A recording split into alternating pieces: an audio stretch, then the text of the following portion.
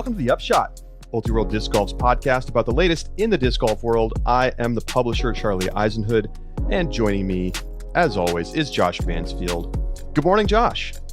Good morning, Charlie. How are you? I'm doing great. It's it's feeling like fall. I've started drinking hot coffee again. This is big news, okay? It's been iced coffee season for months, and I really don't like iced coffee as much as I like hot coffee, but when it's, 90 degrees when I get up in the morning and humid, there's really no choice. So we're back into hot coffee season, and I love that.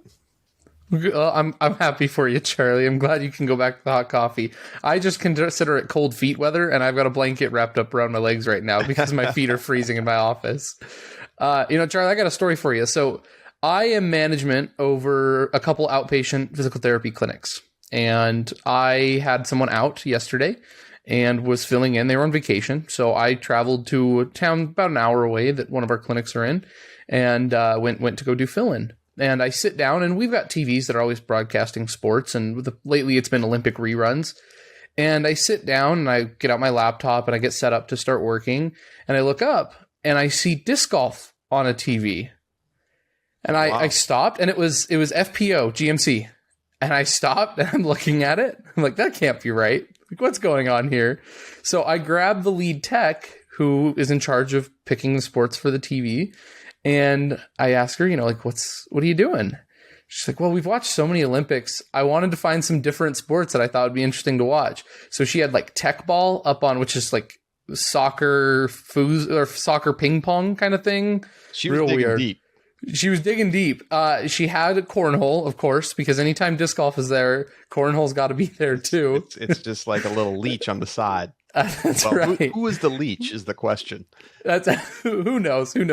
But disc golf was up, and she had no clue. I was like, I don't think you know this, but like I do a podcast about professional disc golf. She had no idea. After that, I'm just listening to patients throughout the day saying things like, wow, I didn't know people could throw like that. It just things I'm like, wow, all right. This is so she's just pulling stuff up off of YouTube. This is from YouTube. Yeah. Okay. Just pulled it up off YouTube. Okay. Went on a deep dive and found GMC FPO. YouTube search weird sports. Joe Mansfield. I'm curious what she searched, but she didn't even find Jomez. She found, I think it was Gatekeeper. Oh, right, because it was FPO. Because it was FPO, of course. Yeah. So really down the rabbit hole. Love it.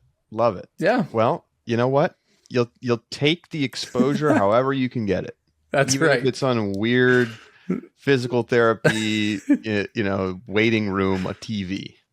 We'll take it. We'll take it. All right. Well, we are going to pick up from where we left off last show. I know you've been on pins and needles for the last 2 days, waiting to hear the conclusion of our biggest stories of 2021 match play bracket. So quick rundown of where we stand. We're into the quarterfinals. It's the Macbeth $10 million contract going up against Katrina Allen winning the World Championships. The return of spectators taking on new faces emerging on tour. DGN hitting 25,000 subscribers going up against the PDGA membership hitting all-time highs. And Discmania leaving Innova versus James Conrad's shot at Worlds. So we're going to go right back up to the top. It's the 1 seed against the 9 seed. Macbeth $10 million contract versus Katrina Allen winning Worlds. Josh, take it away. I think this question now becomes a question of legacy. And how does this affect these players' legacies? Because you're looking at 2 Hall of Fame disc golfers. And so the question is, which one is more significant in terms of the way that we frame these individuals in their legacy throughout their disc golf career?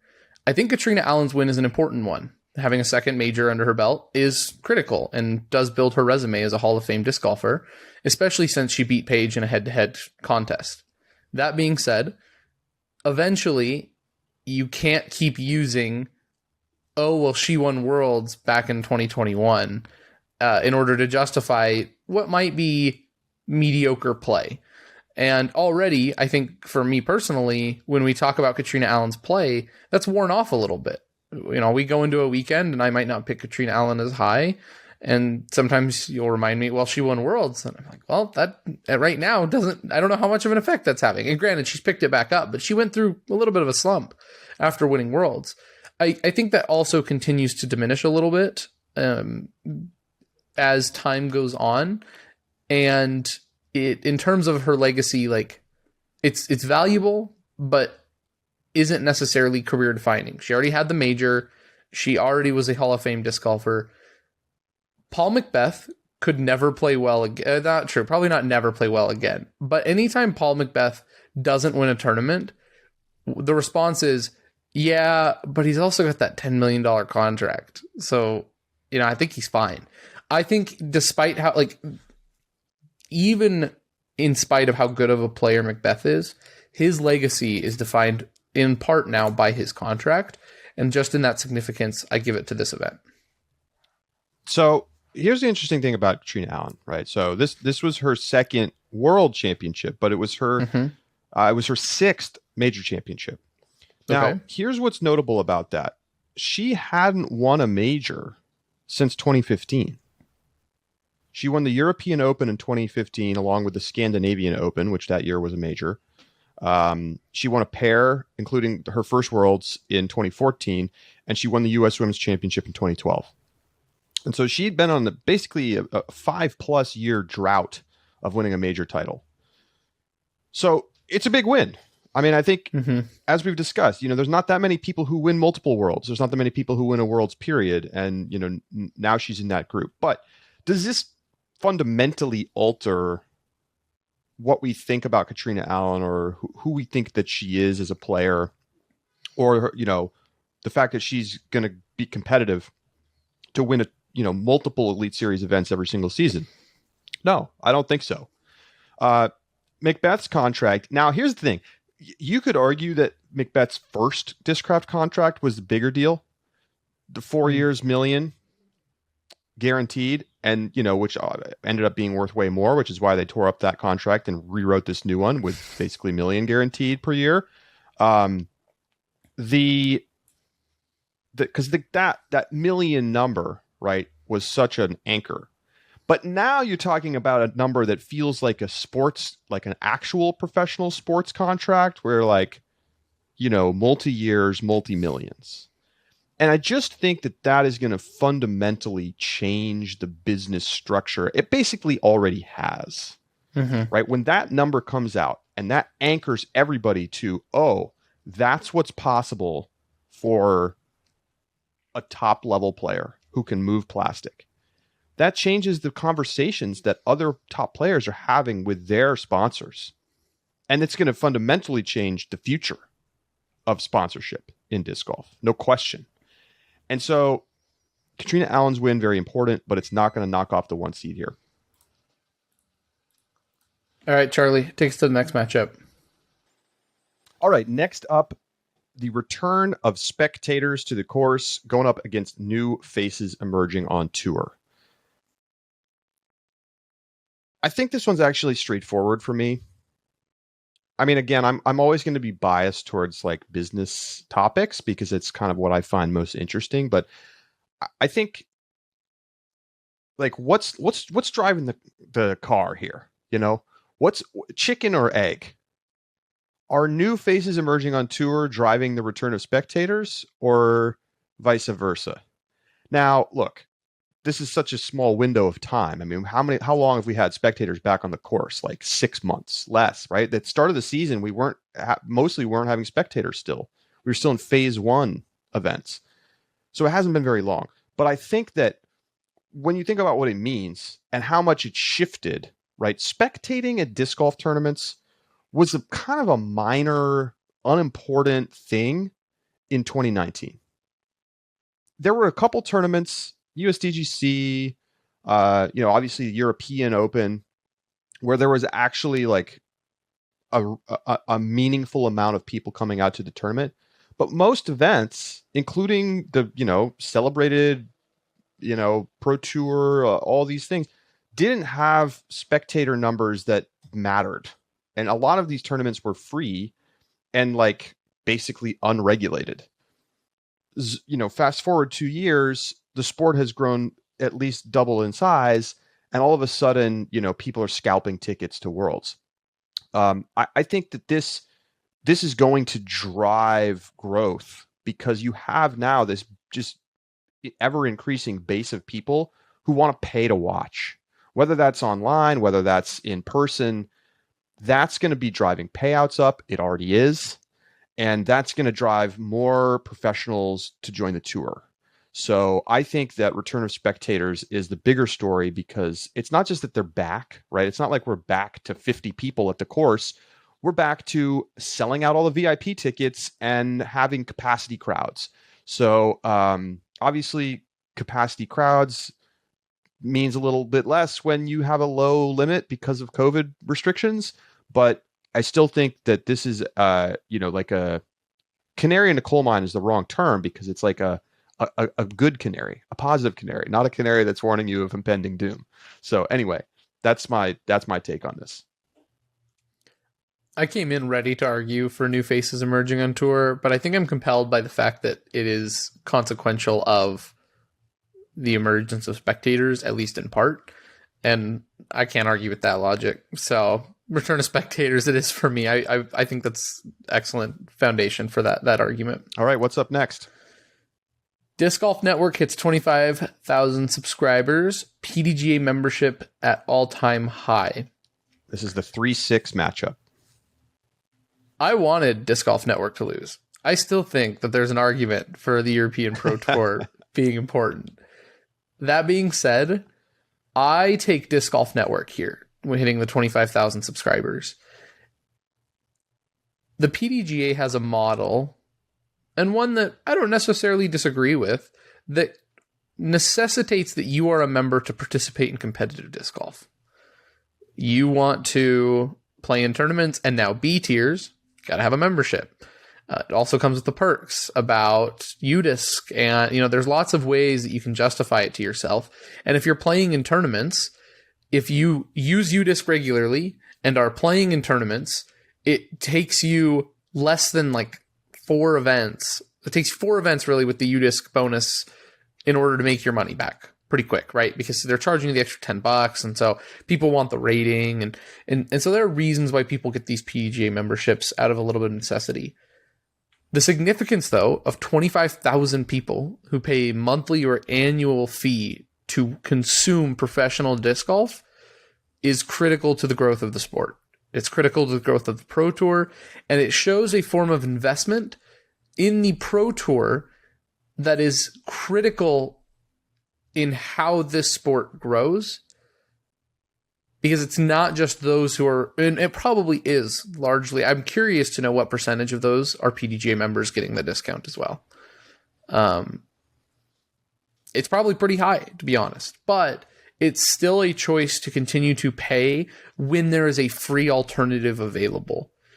And that kind of investment is, it's another canary, right? It shows good signs of things to come because people are willing to invest their money in order to consume content.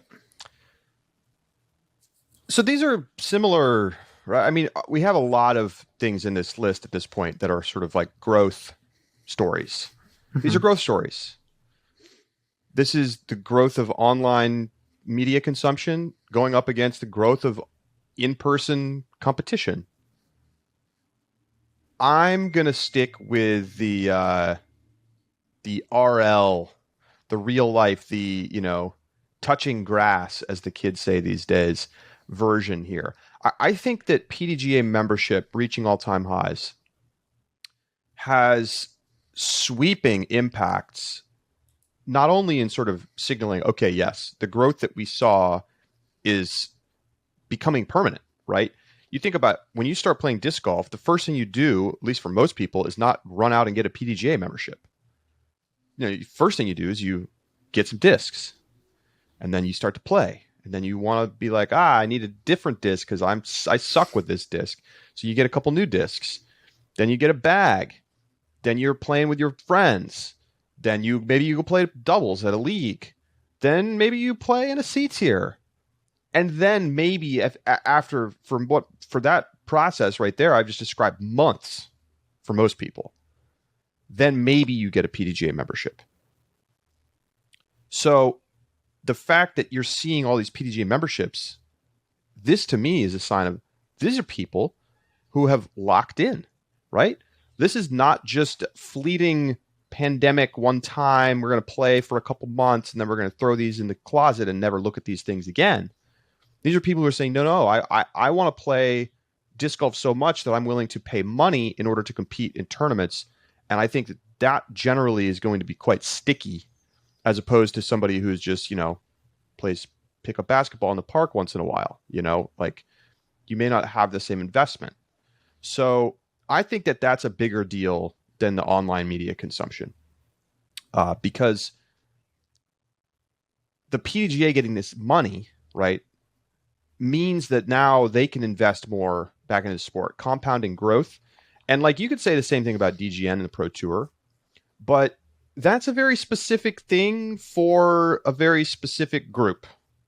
That's very much for the benefit of the professional touring players, like, especially in the short term. Now, of course, this is a podcast about pro disc golf. If you're listening to this, you may be a pro disc golfer, but you also might just be somebody who's an enthusiast who likes to watch. And so it's nice to have that option, but I still think that the PDGA membership, pushing to these new levels, allowing them to do more investment, that's going to have sweeping impacts in the future, more so than DGN. Like, okay, so they're going to make the broadcast better. And that's great. But like, I don't know that that's going to have like resonant impacts in the future necessarily. So I'm going to go with PDGA membership, and now we have to hash it out. I think I prefer the Disc Golf Network because it feels a little bit like a bird in the hand is better than two birds in the bush kind of thing, where you're right about the question of people are now more invested in sport, right? This is a 6-month process that shows that this is someone who is committed to the sport. I think there are untold numbers who are at that same level who didn't necessarily get a PDGA membership. Sure. Who are competing in tournaments. There are non-sanctioned events around them, and maybe they only play 3 or 4 of them just due to they work on weekends, most weekends. And so they just don't really see a PDGA membership as being worth it to them. So I think that that's not necessarily indicative of the entirety of the story. And then you talk about, the PDGA's money and their cash reserves. And I think that's good, but it's only as good as the PDGA uses it and the initiatives that come from it. And I believe that the PDGA will be using it for good purposes, but to what extent will those purposes be efficacious? And this isn't knocking the PDGA as uniquely. I think there are lots of organizations that get tons of cash, invest it in ways they think are wise, and they don't really end up paying huge dividends. The Disc Golf Network has proven when they get those increased cash flow that they're making the kind of investments in pro disc golf that make the live stream a viable option, that make it so that there's advertising, that companies are willing to pay them in order to have advertising and be a part and get their products on. As the Idio Shoes advertisement with Nate Sexton on the Pro Tour looked great. It looked so good. And companies are willing to pay in order to get their products seen so that people continue to purchase disc golf equipment. It feels like a business world, and Charlie, I'm picking on your business here to appeal into your expertise. It feels like a business world that is developing and has a proven track record over the past year of what they do with that money in terms of their improvement, and over the past couple of years. Proven track record for the Disc Golf Pro Tour. Wow. Well, you're giving them a lot of credit. Things were touch and go there pre-Jeff Spring era. And are we out of the woods? Like, I hear you. I appreciate the argument about, advertising and brands coming in. I think that that's something the Pro Tour has done a really good job of doing so far. And I expect to hear more soon about some bigger partnerships. And they have sort of enabled that. And the PDGA has never been able to do that. And we're going to touch on that a little bit when we talk about the Music City Open in a second, about some of the challenges the PDGA's had on this front.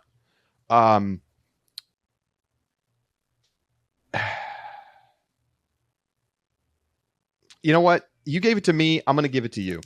Okay. And now we have it. It's in semifinals, even though you wanted it out in the first round. I know. But okay, it moves on. I don't want to belabor it. I think there's a great argument for both. I agree. Because they're similar, right? PGA members are DGN subscribers and vice versa. So like, how do you pick? But okay, there it is. Okay. Last one is the 2-7. It's James Conrad shot, the 2 seed, taking on the 7 seed, Discmania leaving Innova. And I guess I get to go first this time. So I think I have to depart from the business world here and go with an indelible moment that will never leave people's minds. This James Conrad shot, I mean, sometimes, like, think about the Match Play Championship, right? This past weekend, there were lots of moments where people needed to hit a big shot from 100 feet, 150 feet. They had to try to throw it in. And so people came close. They came close. Maybe even got medals sometimes on, big shots. But then, like, put that into perspective, right? James Conrad from 250 throws an Annie that just goes straight into the heart of the chains. I mean, it's so insanely improbable. Like, we've seen so many other shots where it's like, you got to make this one from 80 feet, not go down. And he hits that one. And it's not just about the fact that it was this amazing shot. I mean, it's like there's so much wrapped up in it, right?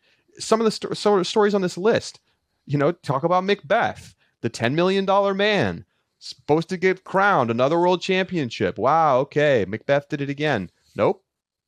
Return of spectators. The bleachers were packed. People watching live on DGN, right? Like, this is the culmination of a lot of the things on this list. And it's just such a, like, I get goosebumps even now thinking about the shot. It was so crazy.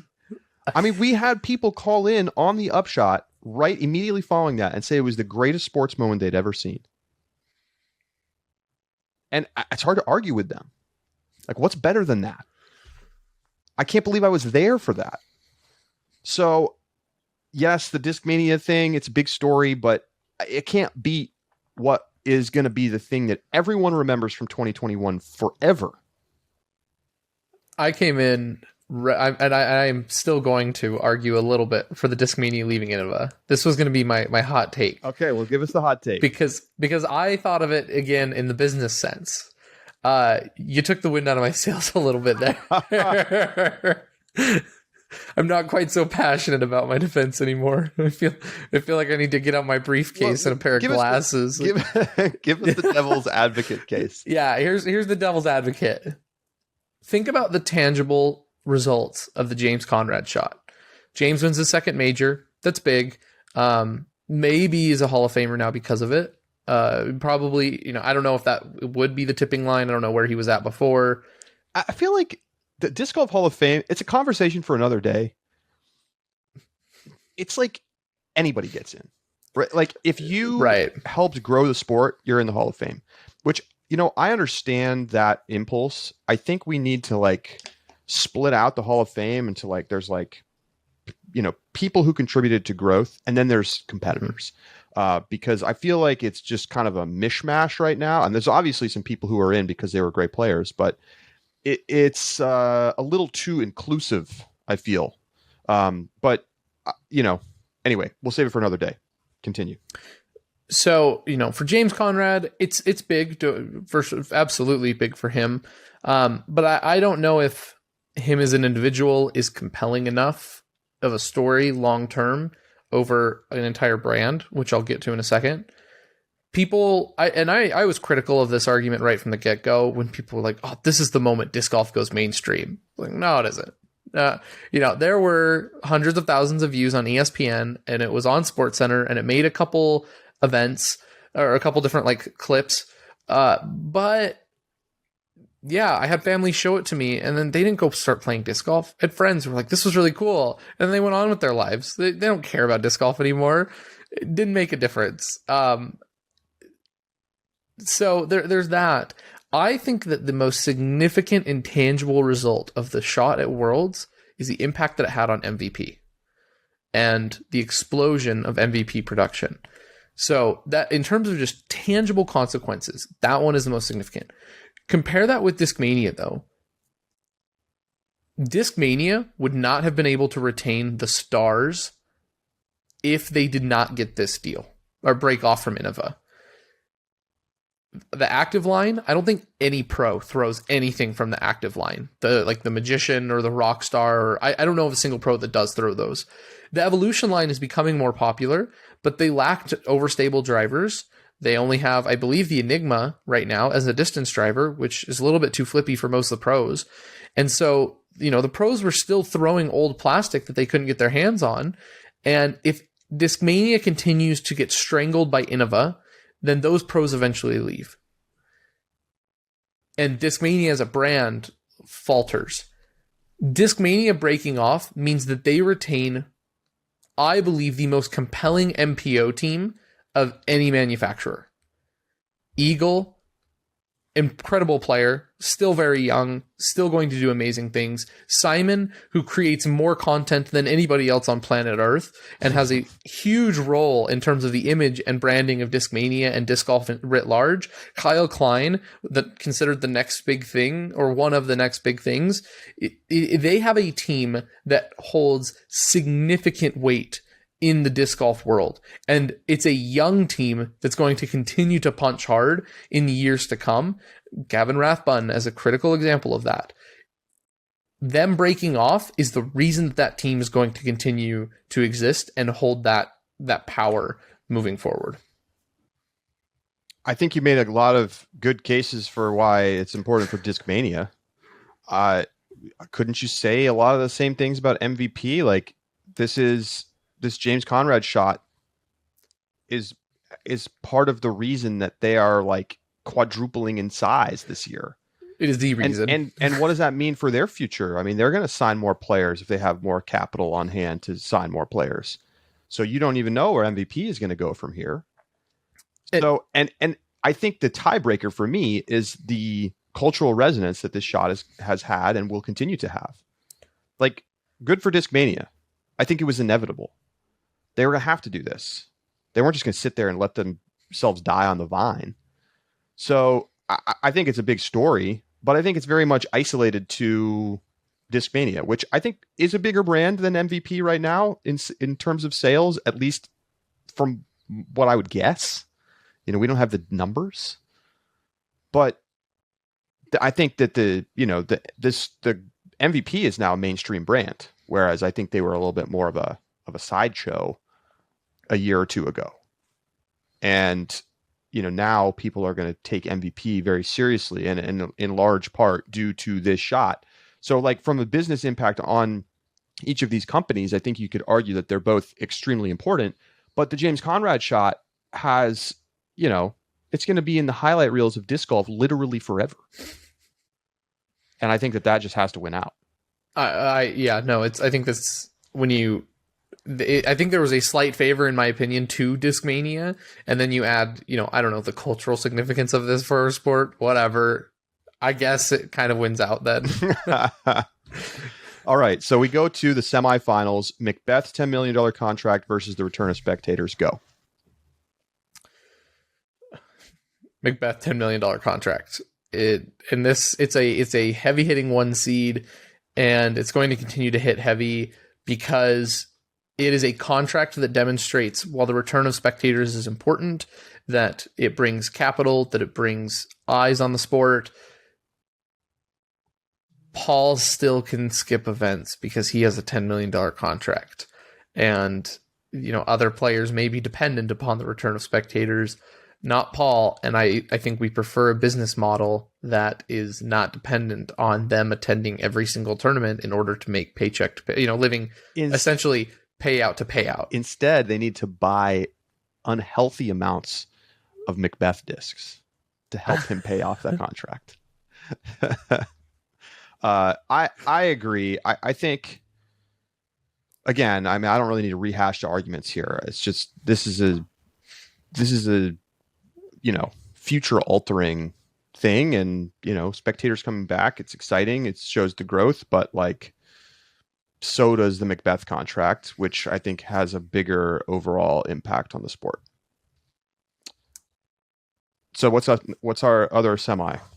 Disc Golf Network, 25K, James Conrad shot at Worlds.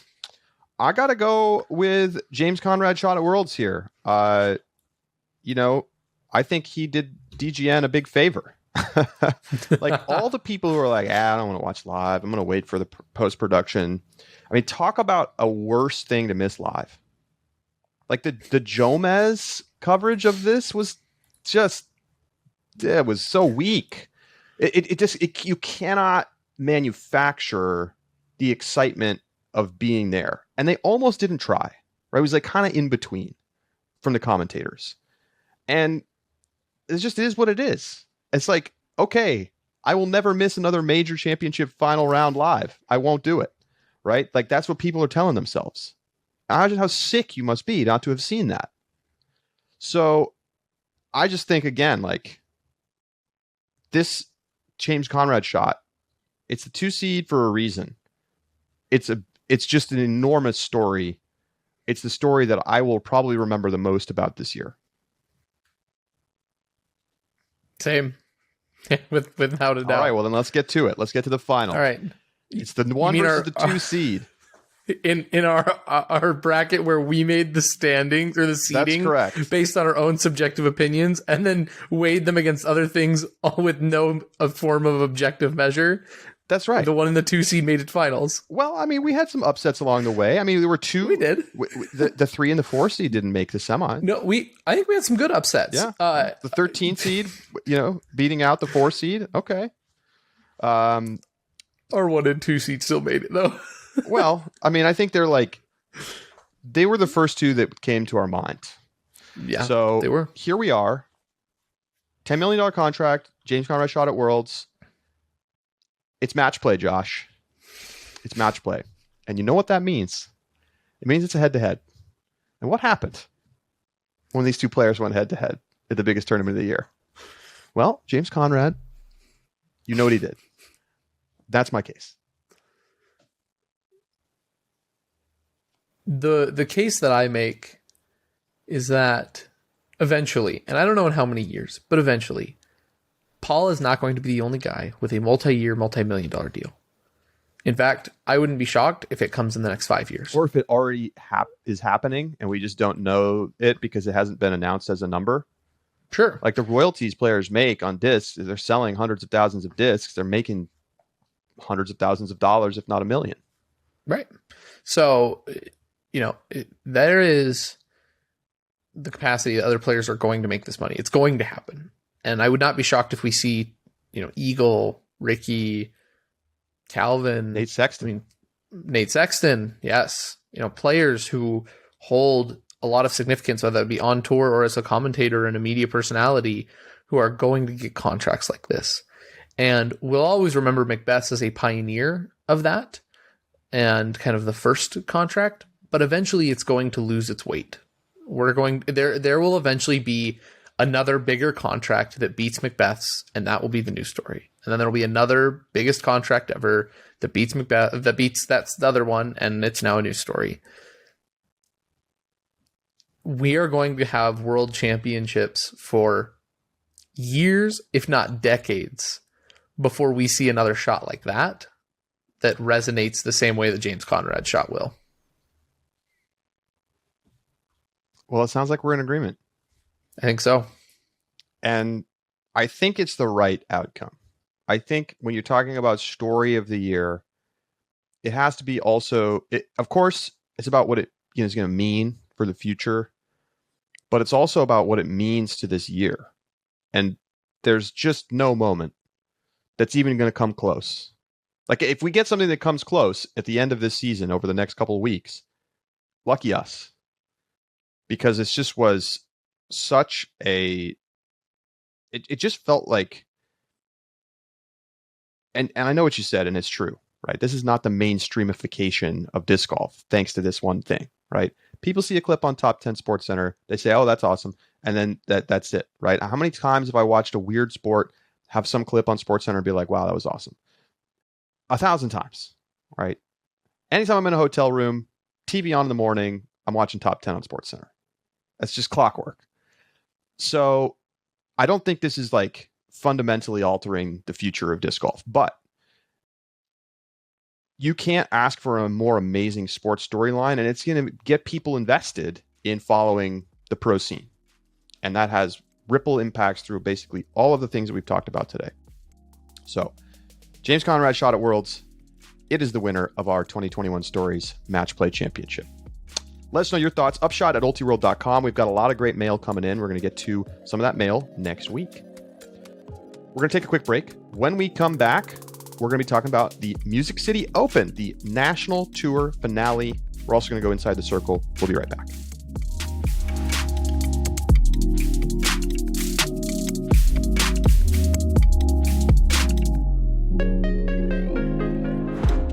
The Upshot is presented by Pound Disc Golf, makers of the best bags in the sport.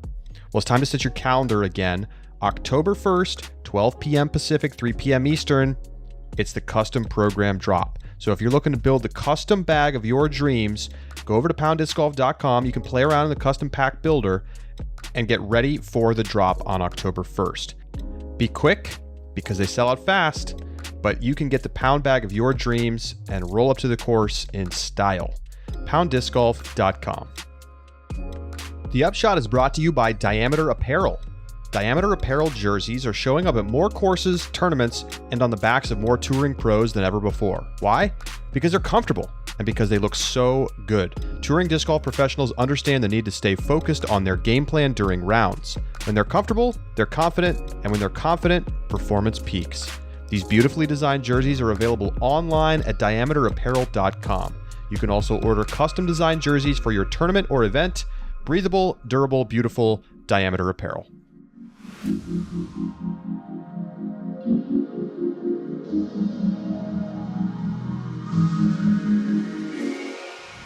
Welcome back to the Upshot. It's time to go inside the circle. Josh, take it away. We had a lot of tournaments this weekend while we were watching the Match Play Championship, and we want to cover some of the winners from those tournaments. At Battle for Bedford, Macbeth's home tournament, he takes down the win by 16 strokes over Luke Sampson. Somebody had the meme on Reddit of Paul Macbeth getting the medal put around his neck by Paul Macbeth, which gave me a nice laugh. Yeah, I mean, apparently he just was like, his form was crazy good. He just looked great. I talked to him yesterday, actually, and he said his putting is feeling super good. He's like fixed his arm slot issue. That's what he was telling me. We'll talk more about some opinions from Macbeth in a little bit. But yeah, beat Luke Sampson by 16 strokes to win his own tournament. That's why he wasn't at the Match Play Championship. Right. Over in FPO, Natalie Ryan beats Ellen Woodboom to take down that win. So congratulations, Natalie. Let's move over then to the Professional Pittsburgh Flying Disc Open. This was the A tier that was happening, just across the state. Raven Newsom wins by 8 strokes. Pretty dominant victory for him. I know that there was some coverage of that tournament, and but Raven continuing to play well. I mean, he's an impressive young player. So, and then over in FPO, Holly Finley wins by 1 over Michelle Frazier. Nice. And those two were far away from the rest of the field. It's been cool to see Michelle Frazier popping up here on this little stretch of the Northeast side of the tour. And lastly, Michigan State Professional Championships. Tim Barham beats Andrew Marweed. Will not be defending his title. Tough. It's too bad. Nice job, Tim. And then Stacey Haas wins in FPO. So those are the results from our 3 tournaments across the country while we were watching. There were so many more. There were lots of A tiers this weekend. Oh, yeah. We can't cover them all, but congrats to those who won this weekend. And I think those are some pretty notable names too, for sure, that are definitely need to be covered. Then we have our results from the bracket challenge. Sorry, it took us a week to calculate all the bracket scores. And here's one thing of note. If you sent in a bracket and you're like, Josh, I think I scored better than that, that's a possibility. But you need to tell me in what far fringes of the internet you sent it to us, because we had brackets in 3 different Discord channels. I had them in emails. They were titled different things in emails. So I was doing keyword searches through my email just to try and find make sure I caught all the brackets. So double check us, check your brackets. If I'm wrong, I'm happy to adjust that. That being said, Wyatt on Discord, who is a subscriber, therefore, and will be winning the disc pack, wins with 18 points. Predicted both winners, predicted both finals perfectly. So, just a solid performance. We have a shout out, though, an honorable mention. Christopher Baker, who had a perfect FPO bracket, and I don't know which one's more impressive, predicted the Emerson Keith upset of Ricky Wysocki. Wow. So, but that wasn't enough to win, huh? No, not quite. He had a couple other picks on the top half of the MPO bracket that ended up hurting him. So he was close. He was definitely one that was up there as a runner up, but not quite enough to take it down. But definitely deserves the shout out for the perfect FPO bracket. Very nice. And Josh, how did we do? I don't think we turned in brackets, Charlie. I think we forgot to do that. No, not good. And honestly, it wasn't too far off. Charlie, you scored 14. With the best score being an 18? Mm-hmm. Okay. Yeah. In tallying up, I had a 17, and then I had several 16s, like five 16s in our contest. So 14 is respectable. I had a paltry 11. Did not go well for me. So the Ricky running all the way through picks did not that's help. What hurt me too. I didn't have Missy Gannon going. I don't think I had her coming out of the first round. And that probably kept me from having a chance to have the best score of all of the submitted brackets. But I do get 10 points for beating you. And Josh, I picked both winners. That's two 5-point bonuses. So that's 20 points for me, 0 points for thee. That's going to leave a mark. Yeah, scores right now, 54 for me on the season, 79 for you, Charlie. Wow. All right, well, we're going to give you a chance to catch up with some of the, last couple tournaments. So I'm gonna pick perfect. I'm just gonna pick perfect this weekend. Get the job done. So speaking then of this weekend, Charlie, we're up to the Music City Open, the National Tour finale. Yes, we are. Let's take a quick look first at the National Tour standings, because remember, there's a cash bonus on the line.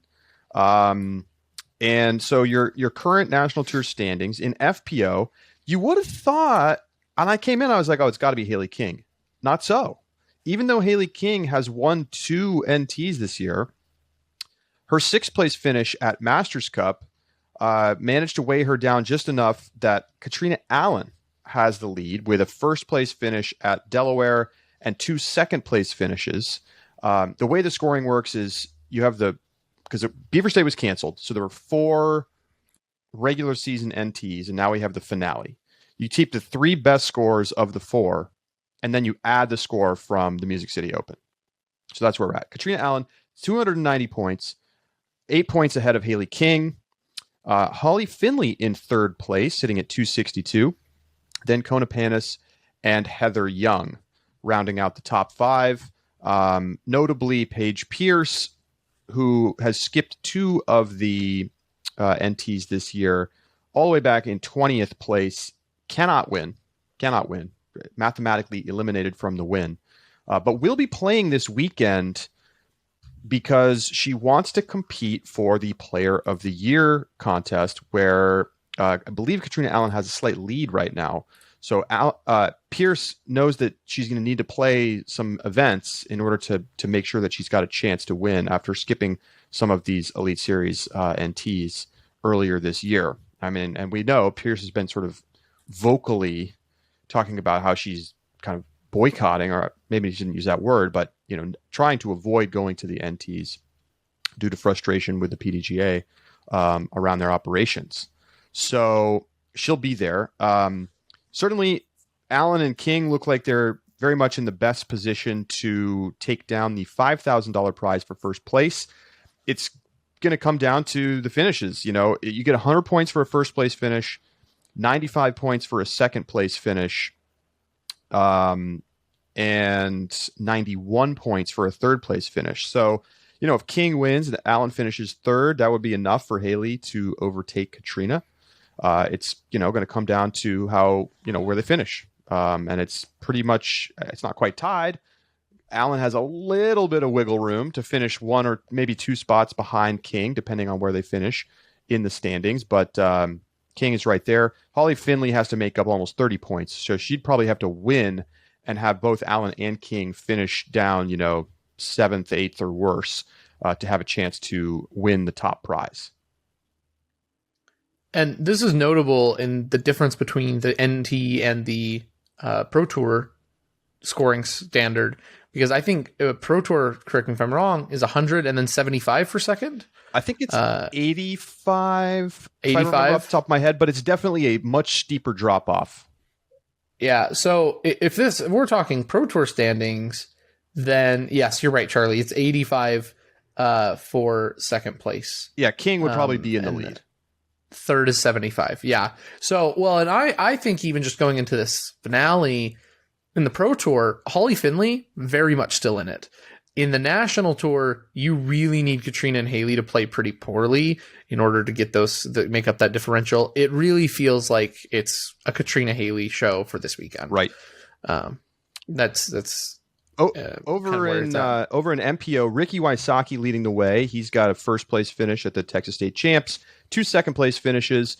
He is about 9 points ahead of Paul Macbeth.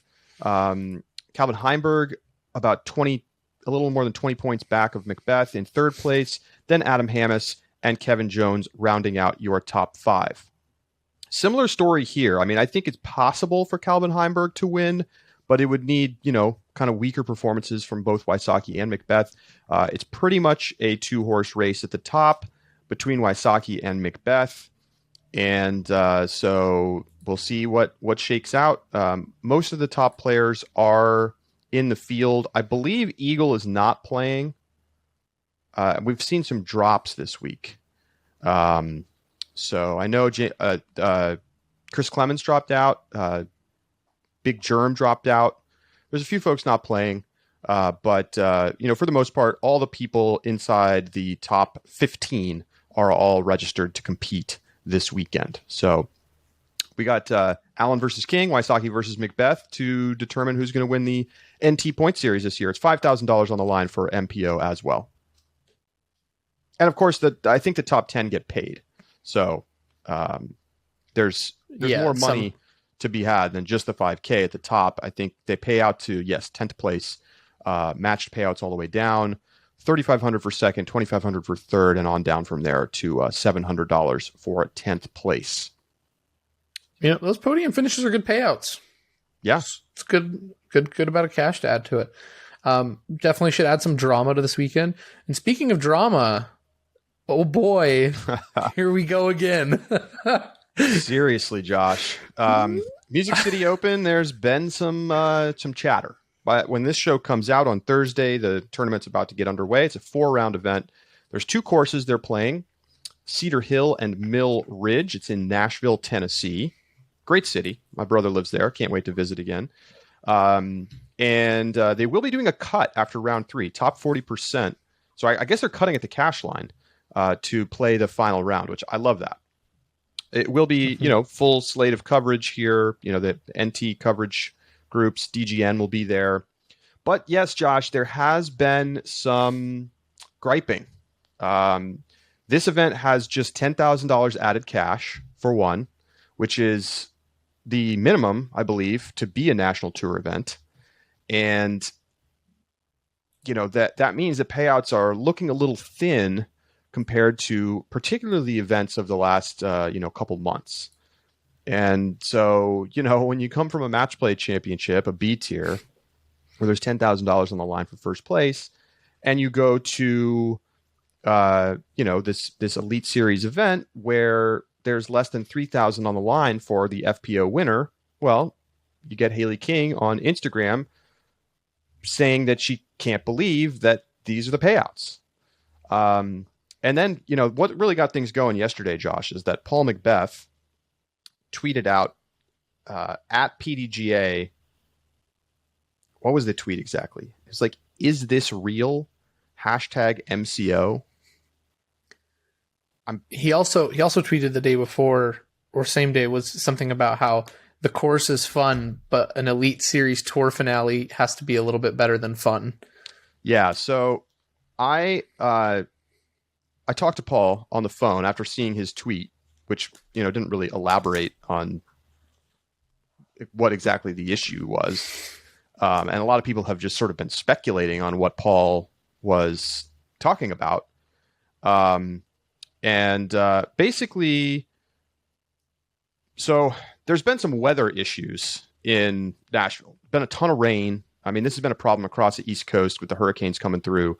And so they've been having to do some course maintenance and like putting in gravel to get Mill Ridge ready for practice rounds and competition. So that course has been closed. I believe it's supposed to open Wednesday. That's what the latest that we've heard, so that players are able to practice that course before they play it. So Macbeth was out practicing at the other course, Cedar Hill, and just was expressing frustration at the course and it just not being appropriate for a national tour event. He said the course is, and this is true, I mean, I looked it up, the course is 7,200 feet long for the MPO layout. And Macbeth said it's the shortest course that he thinks he's going to play all year for the national tour finale. The FPO layout is actually about 50 feet longer than the MPO layout. There are a number of very short par threes. I mean, to me, this is a course like you would play in your hometown. Like this is a course for you and me, Josh. Sub 300 foot par threes, sub 800 foot par fours. It's, there are some longer holes, and it seems like it's a very sort of like well-liked course, but it's a park course. It's not wood. So, it's not like these short distances are being matched by really treacherous fairways or something. It's just simply not that tough of a course. It's going to be a lot of birdies out there. And, Macbeth was also complaining that, he said there's not a single banner, not a single sign showing that there's a tournament happening here. And he says, this isn't a bad course or anything. It's a fun course, but this is not what we should be playing for the NT finale and possibly the final national tour ever. So, look, this is, I've talked to some other pros. This is, sort of commonly held sentiment that this course, at least Cedar Hill, isn't up to snuff for the Elite Series.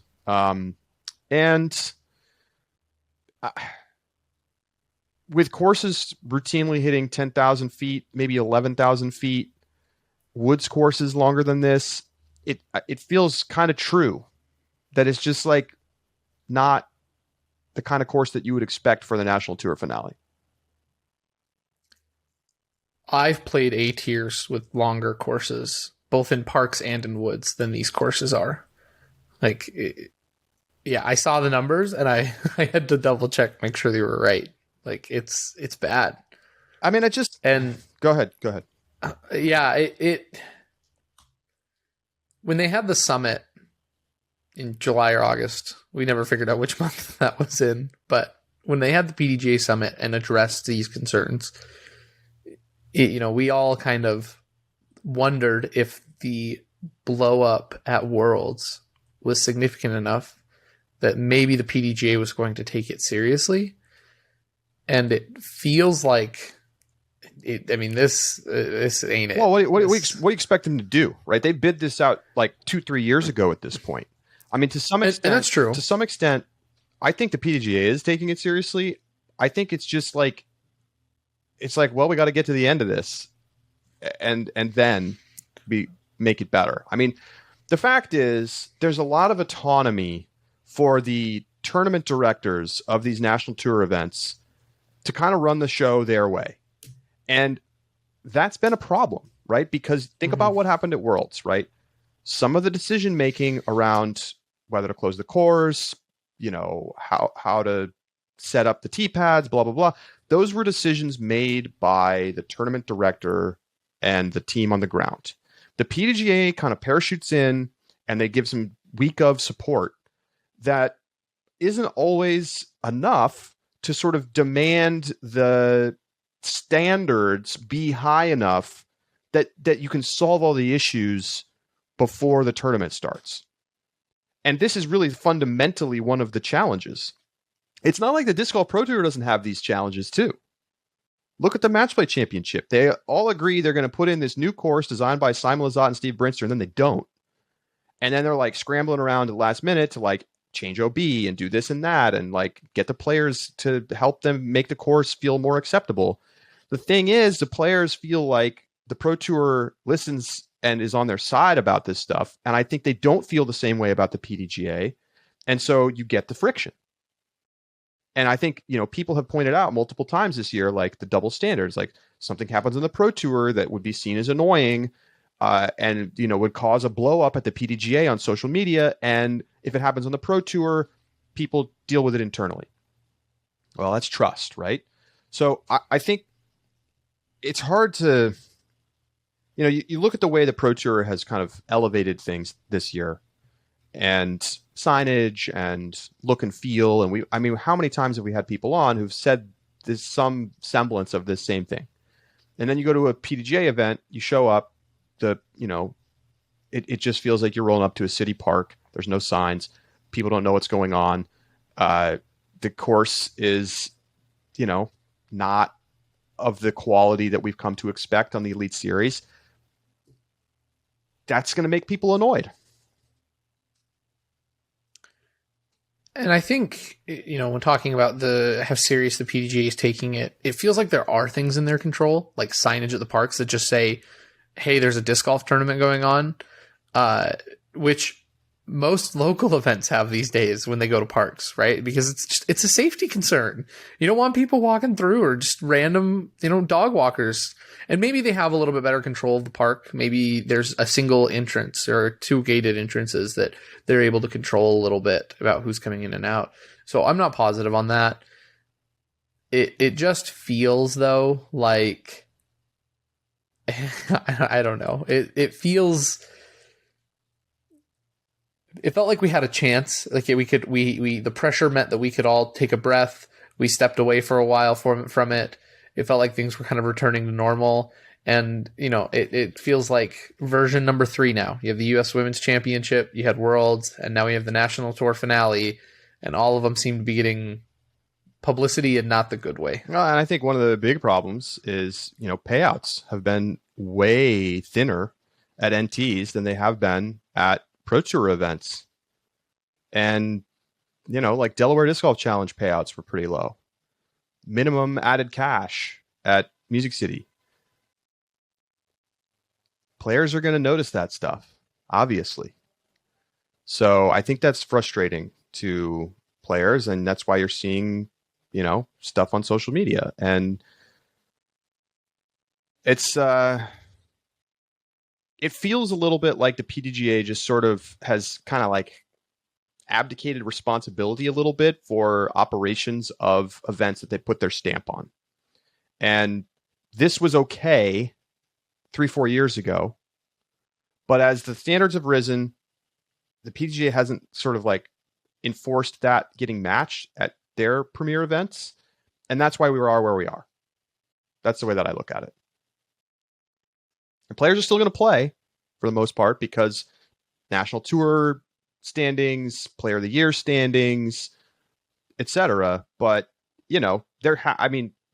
there will be significant changes next year. There has to be. It's just clearly this is not working well. Well, now that we've covered a little bit of the surrounding circumstances and kind of set the stage, want to get to our picks, Charlie? Let's get to our picks. I think there's still going to be some good golf. I think, look, you get to watch pro players play a course that like you would get birdies at, like you're like, I could go and shoot 4 or 5 under out there. And I've never played these courses. I'm generalizing based on like the caddy book and the lengths. Mm-hmm. I probably wouldn't shoot 4 or 5 under, but like I could, right? In my idealized world. But they're going to be shooting in theory, 12, 13, 14 unders. I wouldn't be surprised. I mean, it's going to feel like most holes are very birdieable. Some may be eagleable. So I think we're going to see a lot of scoring, which can be fun. Certainly, we've come off of a stretch of like grueling courses for the most part where birdies are hard to find. And so now we get to see pros just absolutely rip apart this park course. And, we'll see what Mill Ridge looks like. So let's get our picks down. MPO, you're up. All right, MPO, starting from the bottom, I've got Calvin Heimberg taking down the number 5. Played well at match play, and it's just another week of too many people in the field to pick them all. Short course, though, Calvin does have that distance advantage for over a lot of players that I think goes away on some of these courses. And so it's all about consistency. Calvin is consistent, but you do see him have kind of weak rounds that I think is going to keep him out of contention for the 1. If we're talking about people getting hot and consistency at this time of year, got to keep Chris Dickerson in your top 5. He's my number 4 pick. Played well this weekend. Keep playing well. It's his time. It's his time. It's his time. It's his time. Number 3, I've got Vino Makala taking the 3rd spot. I'm excited. More Europeans. I love watching Vino play, and I'm hoping he's going to make a top 5 finish. If he doesn't, I'm not shocked, right? He hasn't been playing competitive disc golf a ton, so this might be a big sleeper pick, but I'm excited for him. Matty O in number 2, smoothest thrower in the South. I think he's going to keep it up and is going to benefit well from it. And I've got Ricky taking down the win. Ricky really has a almost suffocating presence when he can build up a lead in a birdie fest. And I think he's got the capacity to do that this weekend. All right, I'm making some last minute changes. At number 5, I have Kevin Jones. I just keep wanting to put him in the top 5. I feel like I watched a couple of clips on social media of him throwing some shots out here, and he was looking nice and dialed in. Had the forehand going, looking smooth. So got him in my top 5. Ricky Wysocki in the 4 spot. I mean, enough said. He's top 5 kind of lock, feels like. Dickerson in the 3 hole. I really consider putting him at the win. And it's not just because he won the most recent Elite Series event. I just think this is the time of year when he really sharpens up, and I think he's going to be comfortable playing at a tournament in Nashville. Tennessee state champ many times. I imagine he knows these courses quite well. So I've got Dickerson in the 3 spot. Heimberg in the 2 spot. I really liked what I saw from him at Match Play Championships. Not just, you mentioned the distance, but I thought the precision was the reason that he beat Eagle McMahon. And he was very precise. I think that's going to be important this weekend. And I do have Paul Macbeth coming back out, making a little splash, getting things interesting before we head into USDGC. So I've got Macbeth taking down the win, and then theoretically the National Tour point series. FPO, I'll go first. Missy Gannon in the 5 hole for me.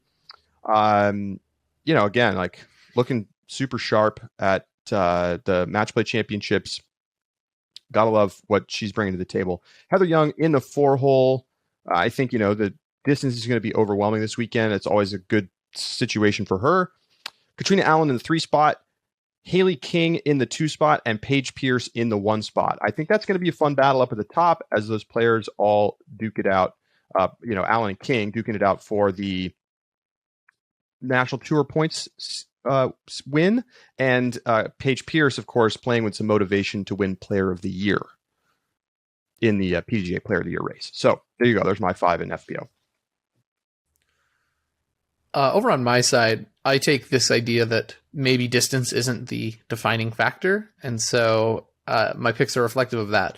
Haley King in the 5 spot. If it's about getting birdies consistently and you pull some shots OB because, you're Haley King and just not as consistent sometimes as other players, I think on courses where most of the course is a must get birdie, that and it's short and decreases your chances at scramble. I mean, if you shake a shot, you're 60, 70 feet out, you're done. There's your scramble chance. So it's easier on courses with par 4s, especially for Haley King. It's not the case, so I worry her inconsistency might bring her down to 5th. That's still going to play well. Okay. We've got Pierce in the 4 spot. Great player, dominant player. Doesn't have the distance advantage this weekend. And I just have some players, so I think are playing a bit more consistent. I've got Katrina Allen in the 3 spot. Just feels good. It's a gut pick. I don't know why it's in the 3. It feels right. I've got Missy Gannon in the 2 spot. If you're talking about precision and consistency, Missy Gannon has got to be near the top. And I have Sarah Hokum taking down the win. I think a park course oftentimes sets up for forehand and backhand players better than other courses because it isn't quite the same distance requirement of a golf course, and it isn't always the shot shaping that is defined by a backhand shot that, Sarah Hokum is trying to force in, though she is an excellent woods player. I think a park course is going to set up very well for her game, giving her the win. All right, there it is. We have an over-under this week, Josh? We do. So Vaino Makala coming on tour. I know I've got him in the top 5, but Charlie, for the over-under, when points are on the line here, I want to know where you're going to put him. Over-under, does Vaino Makala finish better or worse than 9.5? Wow. Let's see. Where is he in the ratings department relative to the competition? I'm going to take a quick look. Vaino Makala is below that line. He's 14th. I know you want the under, so I'll take the over. Okay, so you think he's going to finish top 10 or worse? 10th or worse. All right, and I get the under single digits. We'll see. Okay. I'm excited to see him in the field. Me too. Alrighty. So that brings us to a very quick mulligan segment. Just a boo-boo from Tuesday's show. I said something really silly when we were talking about Kristen Tatar and her ability to come back to the United States thanks to her winnings from the the stretch that she was over here on the United States. I said that she won 40 grand. That is not right. She was here for 40 days. I'd have to find the exact number, somewhere around the $15,000 range though. Somehow this just went right over my head, and I didn't think that's an insane number. I mean, 15K is still nice. I think your point was still correct, which is she made enough money to make it worth it to come back.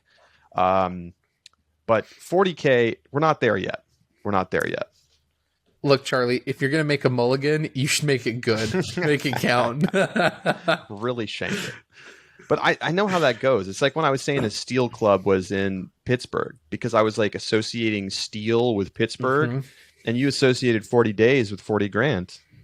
If only we could just switch days with thousands of dollars. That would be nice, wouldn't it? It would be nice. All right. Well, that is going to do it for our show this week. 4-round Music City Open starting today. Enjoy that. It's, of course, everywhere that you want to follow it. YouTube, DGN, UDisc, etc. And it will decide the final national tour standings. Our subscriber bonus segment this week, Josh, tell us about it. It's going to be the tiers of players. And where do you feel like they fall? And now, there's some elite players, right? You know that they're in your elite tier. I think what's interesting, though, is the bubble players. Where are some of these players going to fit in? Tier 1, Tier 2, Tier 3. We're going to talk about it. Where do you draw those lines? Who makes the cut? So join us for that. You can become a subscriber at discgolf.ultiworld.com/subscribe for less than $4 a month. Thanks so much for joining us this week. We'll be back with you next week. We've got some fun interviews lined up. Looking forward to potentially some big news next week as well. So we will see you there. For Josh Mansfield, I'm Charlie Eisenhood saying so long, and we'll talk to you next week right here on The Upshot.